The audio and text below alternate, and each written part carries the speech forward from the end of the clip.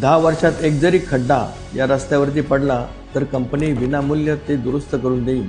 46 वर्षापूर्वी पुण्यामध्ये जंगली महाराज रोड जेव्हा बनवला गेला तेव्हा कंपनीने अशी अट पुणे महापालिकेला दिली होती। पण झालं असं की 10 वर्षात सोडा, गेल्या 46 वर्षात सुद्धा एकही खड्डा त्या रोडवर पडलेला नाही। पुन्हा त्या कंपनीला दुसऱ्या कुठल्याच रस्त्याचं काम का मिळालं नाही हा प्रश्न मी आज विचारणार नाही, पण सध्या ही गोष्ट सांगण्याच्या मागचा उद्देश असा आहे की आपण अशा जबाबदाऱ्या आणि अटी प्रत्येक वेळी का लागू करत नाही। उदाहरण द्यायचं झालं तर तुम्हाला सांगतो, येणाऱ्या काही दिवसात नाशिकमध्ये कुंभमेळा होणार आहे। या सोहळ्यासाठी हजारो कोटींचा निधी केंद्र व राज्य शासनाकडून नाशिकला मिळतो। त्यामध्ये रस्ते, पाणी, वीज, सार्वजनिक सुविधा आणि शहराचा विकास या सगळ्या गोष्टींसाठी मोठ्या प्रमाणामध्ये निधी येतो।